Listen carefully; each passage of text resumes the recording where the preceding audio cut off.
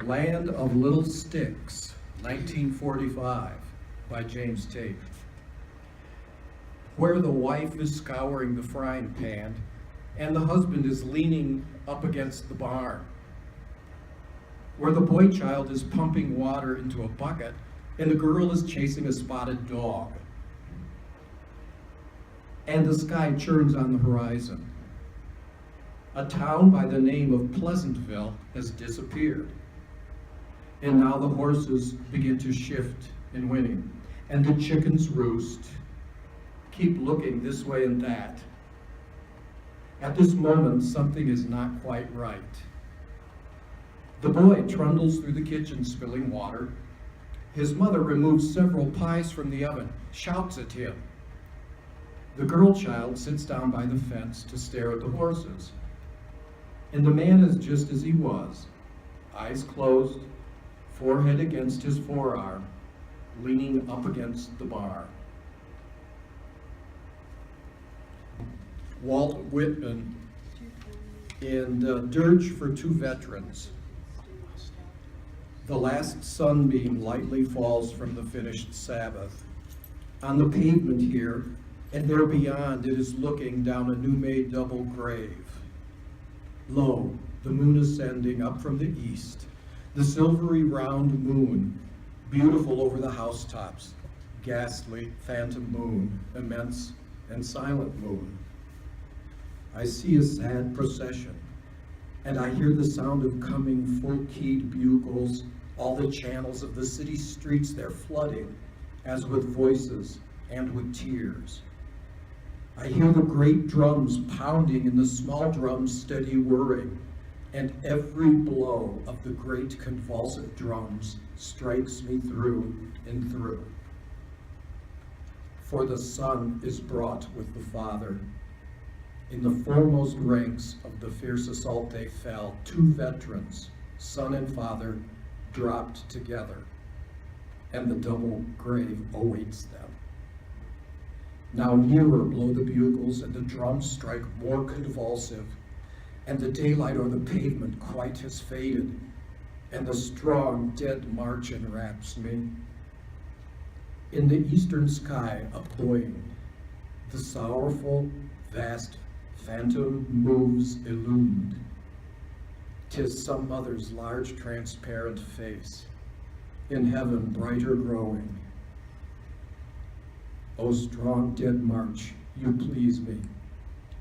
O moon immense with your silvery face, you soothe me. O my soldiers twain, O my veterans, passing to burial, what have I also give you? The moon gives you light, and the bugles and the drums give you music.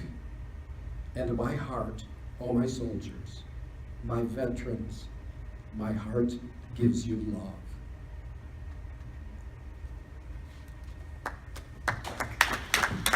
When I was a kid in elementary school 55 years ago, E.E. Cummings was the poet in the books who did all the cute bug poems that had all those great illustrations with them. As an adult, I was shocked to find that he was a political activist and who published one of the great anti-war poems that I've ever read. I sing of Olaf, glad and big, whose warmest heart recoiled at war, a conscientious objector. His well-beloved colonel, Trig West Pointer most succinctly bred, took erring Olaf soon in hand. But, though an honest host of overjoyed noncoms, first knocking on the head of him, do through icy waters roll that helplessness which others stroke with brushes recently employed anent this muddy toilet bowl, while kindred intellects evoke allegiance per blunt instruments. Olaf, being to all intents a corpse, and wanting any rag upon what God unto gave him, responds without getting annoyed, I will not kiss your fucking flag. Straightway the silver bird looked grave, departing hurriedly to shave. But though all kinds of officers, a yearning nation's blue-eyed pride, their passive prey did kick and curse, until for where their clarion voices and boots were much the worse, and egged the first-class privates on, his rectum wickedly to tease by means of skillfully applied bayonets roasted hot with heat. Olaf, upon what once were knees, does most ceaselessly repeat, there is some shit I will not eat. Our president, being of which assertions duly notified, threw the yellow son of a bitch into a dungeon where he died. Christ, of his mercy infinite, I pray to see. And Olaf, too, preponderatingly, because unless statistics lie, he was more brave than me, more blonde than you.